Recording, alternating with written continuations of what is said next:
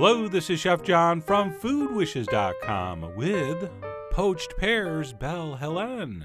That's right, I'm going to show you what I think is the proper technique for poaching pears. And as if that wasn't enough, at the end of the video, we'll show you how to use these in the most famous poached pear dessert of all time. Which, by the way, just happened to be created by the most famous chef of all time, Escoffier, who is basically considered the James Brown of classic French cuisine. And of course, as you may have heard me say before, you know a recipe's great when it's named after an opera. But anyway, we'll get into that later, or not. But for now, let's go ahead and start our prep. So the first thing I'm going to do is add some lemon to about 6 cups of nice fresh cold water. And we will be using both the zest and the juice. And the reason we're doing this first is because as we peel and core these pears, we don't want them to start oxidizing. So as our pears get prepped, we'll simply add them to this saucepan, after which we will add the rest of the ingredients to create the simple syrup in which our pears will be poached. And by the way, I never mentioned I'm using a variety of pear called Basque, which is one of your classic varieties to poach, because they are nice and sweet and have a beautiful firm texture. So we will zest and squeeze a lemon into our water, at which point we can move on to coring and peeling the pears. And we always want to core before we peel. And that's because it's much easier to grip a pear if the skin's still on. And what we'll use is one of these melon ballers to fairly quickly and easily remove the seeds from the center of the fruit. And by the way, a lot of people don't do this step. They just poach the pear first and then remove the seeds. But I do prefer this method. And that's because pears have a, well, pear shape. So I believe by coring first it cooks a little more uniformly. And it will probably take you 2 or 3 scoops to get those seeds out. So this was after 2, and we'll go in for a closer look. And you can see we're not quite there. So we'll give it 1 more scoop.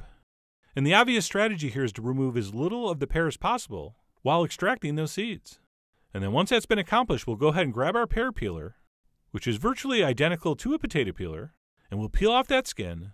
And as I peeled this pear, I saw something very disturbing, very upsetting, and potentially disastrous. There was a whole bunch of brown spots, like little tiny bruises here and there. And had I been new to the game, I may have tossed these out and started over. But thankfully, I have a lot of experience, also known as old age. So I knew, because I poached like 500 of these, that the final product was still going to look amazing, as you'll see. But anyway, we're going to peel those pears and add them to our lemon water, at which point we can add the rest of the poaching liquid ingredients. And first up, we're going to use 1 whole vanilla bean, which we never want to use as is. What you want to do is split it open and scrape out the insides, which kind of looks like tar.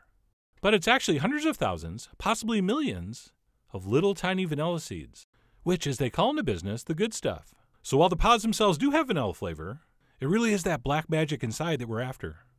So I went ahead and split and scraped my vanilla bean. And of course, there's an ages-old debate on what's better, extract or bean. And I'm not sure if there's even really an answer to that question. I do use extract a lot, as you know. But once in a while, the bean does seem more appropriate. And for whatever reason, this was one of those times. That probably is what Escoffier would have wanted. And then after we've added our vanilla, we're going to add just a little touch of sugar. Just a scant 3 cups. So yes, we need a lot of sugar to make this simple syrup to poach these pears in. But don't worry, the pears don't absorb that much. So we will add our sugar, and at that point we can head over to the stove, where we will place this on medium-high heat and bring it up to a simmer. And as this comes up to temperature, not a bad idea to give that sugar a little stir as it dissolves into that hot liquid. But be gentle. We do not want to bruise those beautiful pears. So yes, admittedly, those are not looking too good at this point. But despite that, I think you're going to be fairly amazed at how gorgeous the final product turns out to be. Which reminds me, Escoffier claimed to have named this recipe after a famous opera of his time, but knowing chefs the way I do, I'm pretty sure he invented this to use up bruised pears that couldn't be used otherwise. Oh yeah, for a chef, it's all about the food cost. I'm sure even back then. And like I said, we're going to bring this mixture up to a simmer, at which point we're going to lower our heat enough to maintain a nice, steady, gentle simmer, and we're going to cook these for about 20 to 25 minutes, or until they're just tender. And while that's happening, it's very important the pears stay submerged. So what we're going to want to do is find a small plate and carefully place that over the top. And that's going to ensure those pears stay fully submerged in that poaching liquid during the entire cooking time, which, as I said, is going to be approximately 20 to 25 minutes, although that really does depend on the size and firmness of your pears. But because you are the boss of your basque, we're not going to worry too much about exact times, because you're going to test it with a knife. And as I mentioned, we just want to simmer these until they're just tender, which mine were right here. And to double check, you can also poke them in the cavity where they were cored. And then all we need to do is turn off the heat and let these cool in the poaching liquid. And while they do, something very interesting happens. The color deepens, and the pears take on almost a translucent appearance. And as promised, those ugly brown spots, which admit it were really bothering you earlier, aren't really that big of a deal anymore, especially considering we're going to cover these with chocolate. So we will let those cool down to just about room temperature before transferring them into a storage container. And now that we're next to the window and the sun is setting, you can really appreciate how truly beautiful that color is.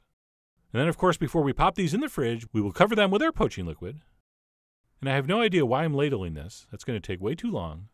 So let's just go ahead and pour it in. And we'll go ahead and we'll add our vanilla beans in there. And we'll go ahead and cover that up and pop those in the fridge. And once they are chilled thoroughly, they're ready to use in like 1,000 different delicious things. But for now, as promised, we will be using ours for Pear, Belle, Helene. And to make that, besides the pear, you're going to need some of this chocolate sauce. So right here, I have a batch of our easy Food Wishes hot fudge sauce. Or, which is even more traditional, we could use a chocolate ganache. So we do have videos for those, and I will be linking to them. And we could absolutely just spoon that chocolate over our pear. But what I like to do is take that now fully chilled pear and place that right into my chocolate. And then we'll go around with the spoon, bathing it all over. Except I highly recommend we leave the top of the pear unchocolated. I just think visually we really want that beautiful gold color coming through. And I'm guessing some of you are wondering at this point, what do we do with all that simple syrup you pulled this pear from? Which I will be covering on the blog post. But long story short, you may have also made this year's edible holiday gift. So we're going to go around, we're going to bathe our chilled pear in chocolate, at which point we'll transfer that into a serving bowl, where I think we should add one more generous spoon of chocolate sauce, because what we're going to do is finish this with a scoop of vanilla ice cream.